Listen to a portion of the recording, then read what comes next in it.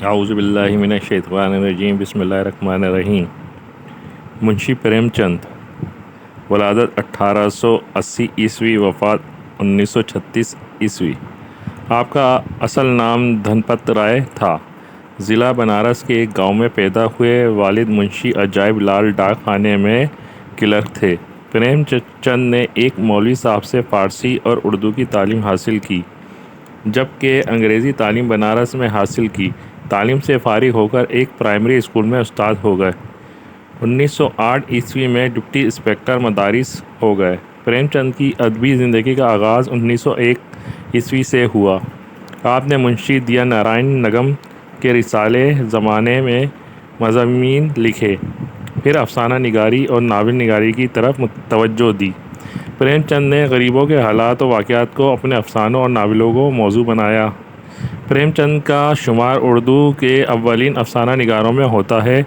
सूज़े वतन, वारदात, बेवा, बाज़ार हुस्न, ज़ादे राह, नरमला, मैदान अमल, गावदान, प्रेम बस्ती, प्रेम पचपीसी, प्रेम चालीसी और चौगाने हस्ती इनकी मशहूर तसानीफ़ हैं। उन्होंने कुल 29 नावल लिखे हैं।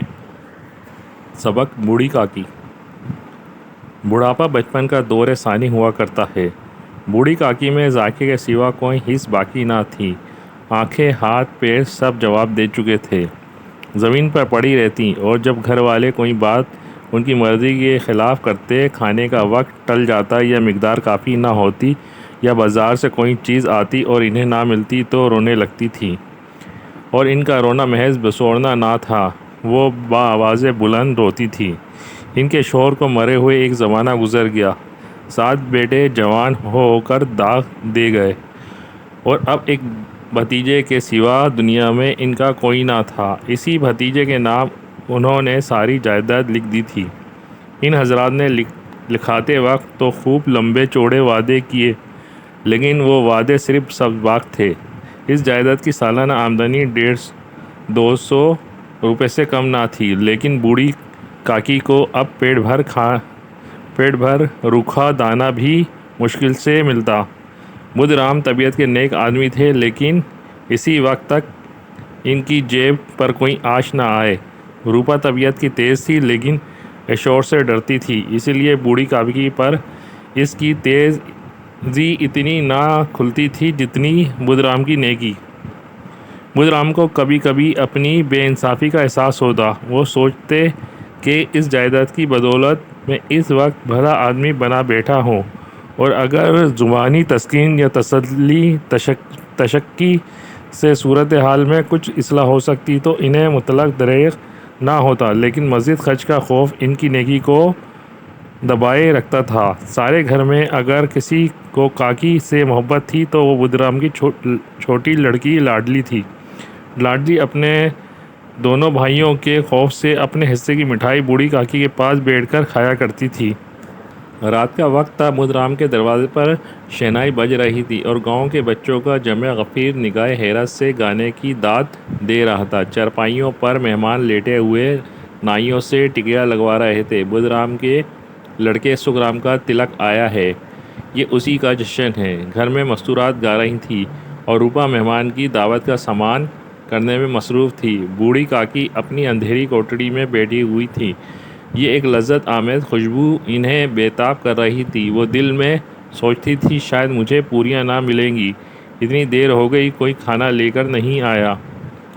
बूढ़ी काकी के चश्मे ख्याल में पूरियों की तस्वीर नाचने लगी। खूब लाल लाल, फूली फूली, नरम नरम होंगी।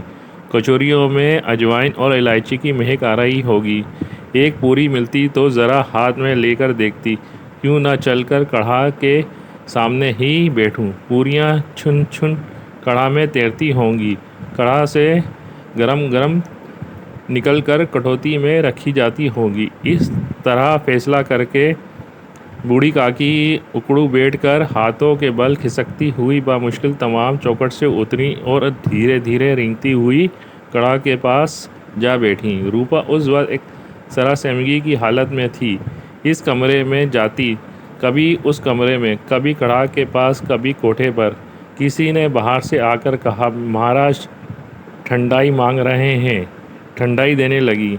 इतने में फिर किसी ने कहा, भाट आया है, इसे कुछ दे दो।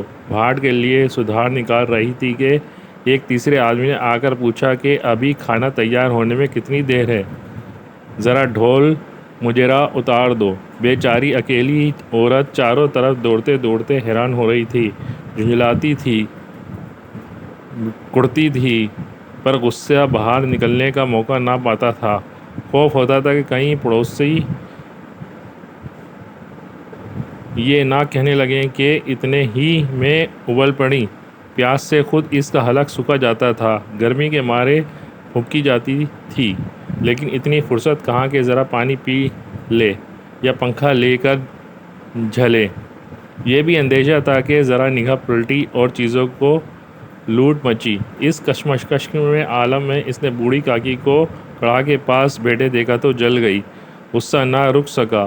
ये ख्याल ना रहा कि पड़ोसने बैठी हुई हैं, दिल में क्या कहेंगी, मुराद ने में लोग सुनेंगे तो क्या कहेंगे। जैसे मेंढक केचुए पर झपटता है, इसी तरह वह बूढ़ी काकी पर झपटी और इन्हें दोनों हाथों से झंझोड़ कर बोली, ऐसे पेट में आग लगी पेट है कि आग का कुंड है। कोठड़ी में बैठने क्या दम घुटता था। अभी मेहमानों ने नहीं खाया, तब तक सब्र ना हो सका। अगर छाती पर सवार हो गई, गांव देखेगा तो कहेगा कि बुढ़िया भर पेट खाने को नहीं पाती, तभी तो इस तरह बौखलाए फिरती है। इस ख्याल से इसका गुस्सा और भी तेज़ हो गया।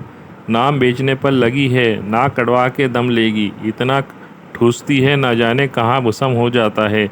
भला चाहती हो तो जाकर कोठड़ी में बैठो, जब घर के लोग लगेंगे तो तुम्हें भी मिलेगा।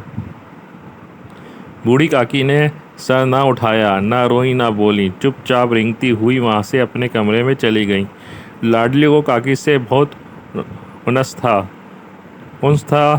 भोली भाली सीधी लड़की थी, तिफलाना शौक़ी और मुसरत की इसमें बू तक ना थी। वो झिंझला रही थी कि ये लोग काकी को क्यों बहुत सारी पूरियां नहीं दे देते। मेहमान सबकी सब थोड़े ही खा जाएंगे, और अगर काकी ने मेहमानों से पहले ही खा लिया तो क्या बिगड़ जाएगा। वो काकी के पास जाकर उन्हें तशफ़ी देना चाहती थी, लेकिन माँ के खौफ से ना जाती थी। इसने अपने हिस्से की पूरियां मुतलक ना खाईं, अपनी गुड़ियों की पोटारियाँ में बंद करके रखी थी। वो ये पूरियां काकी के पास ले जाना चाहती थी। इसका दिल बेकरार हो रहा था। बूढ़ी काकी मेरी आवाज़ सुनते ही उठ बैठी की। पूरियां देखकर कैसी खुश होंगी, मुझे खूब प्यार करेंगी। रात के 11 बज चुके थे। रूपा आंगन में सो रही थी। लाडली की आंखों में नींद ना आती थी। काकी को पूरियां खिलाने की खुशी इसे सोने ना देती थी। इसने गुड़ियों की पटारी सामने ही रखी। जब इसे यकीन हो गया कि अम्मा गाफिल सो रही हैं तो चुपके से उठी और सोचने लगी कि कैसे चलूं। चारों तरफ अंधेरा था, सिर्फ चूल्हों में आग चमक रही थी। लाडली की निगाह दरवाजे वाले नीम के दरख्त की तरफ गई। मारे खौफ के इसने आंखें बंद कर लीं। इतने में कुत्ता उठ बैठा। लाडली को ढारस हुई। कई सोते हुए आदमी की बानिस्बत एक जागता हुआ कुत्ता इसके लिए ज़्यादा तकलीफ का बाइस हुआ।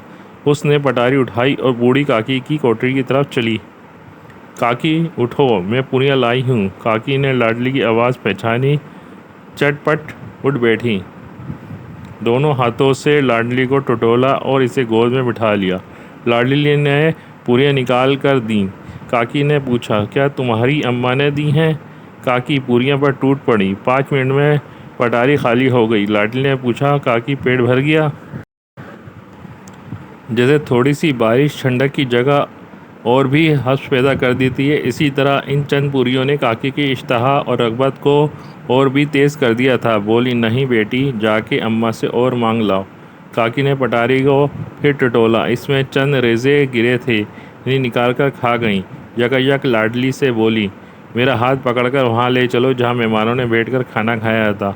लाडली इनका मंशा ना समझ सकी। इसने काकी का हाथ पकड़ा और इन्हें लाकर झूठे पतीलों के पास बिठा दिया और गरीब भूख की मारी फातिरुल अकल बुढ़िया पतीलों से पूरियों के टुकड़े चुन चुनकर खाने लगी। एन उसी वक्त रूपा की आंख खुली। उसे मालूम हुआ कि लाडली मेरे पास नहीं है। चूँकि चारपाई के इधर उधर ताकने लगी कि कहीं लड़की नीचे तो नहीं गिर पड़ी। इसे वहाँ ना पाकर उठ बैठी तो क्या देखती है कि लाडली छोटे झूठे पतीलों के पास चुपचाप खड़ी है और बूढ़ी काकी पतीलों पर से पूरियों के टुकड़े उठा उठाकर खा रही हैं। रूपा का कलेजा सुन सा हो गया। रूपा को अपनी खुदगर्जी और बेइंसाफ़ी आज तक कभी इतनी सफाई से नज़र न आई थी। हाय, मैं कितनी बेरहम हूँ। जिसकी जायदाद से मुझे 200 रुपये साल की आमदनी हो रही है, इसकी ये दरगत, और मेरे कारण मुझसे बड़ा भारी गुनाह हुआ है। आज मेरे बेटे का तिलक था, सैकड़ों आदमियों ने खाना खाया, मैं उनके इशारे की गुलाम बनी हुई थी। अपने नाम के लिए, अपनी बड़ाई के लिए सैकड़ों आदमियों ने खाना खाया, मैं इनके इशारे की गुलाम बनी हुई थी। अपने नाम के लिए, अपनी बड़ाई के लिए सैकड़ों रुपए खर्च कर दिए, लेकिन जिसकी बदौलत हज़ारों रुपए खाए, इसे इस तकरीब के दिन भी पेट भर खाना ना दे सकी, महज इसलिए ना कि वो बुढ़िया है, बेकस है, बेज़ुबान है। उसने चिराग जलाया, अपने भंडारे का दरवाज़ा खोला और एक थाली में खाने की सब चीज़ें सजाकर लिए हुए बूढ़ी काकी की तरफ चली। आधी रात हो चुकी थी। आसमान पर तालों के ताल सजे हुए थे और इन पर बैठे हुए फरिश्ते बेहेश्ती नेमतें सजा रहे थे, लेकिन इनमें किसी को वो मुसर्रत ना हासिल हो सकती थी जो बूढ़ी काकी को अपने सामने थाल देखकर हुई। रूपा ने रिक्कत आमेज़ लहजे में कहा, काकी उठो, खाना खा लो। मुझसे आज बड़ी भूल हुई, इसका बुरा ना मानना, पर मातमा से दुआ करो कि मेरी ख़ता माफ़ कर दे। भोले भाले बच्चे की तरह जो मिठाइयाँ पाकर मार और घुरकियाँ सब भूल जाता है, बूढ़ी काकी बैठी हुई खाना खा रही थी। इनके एक एक रुएं से सच्ची दुआ निकल रही थी और रूपा बैठी ये रूहानी नज़ारे देख रही थी।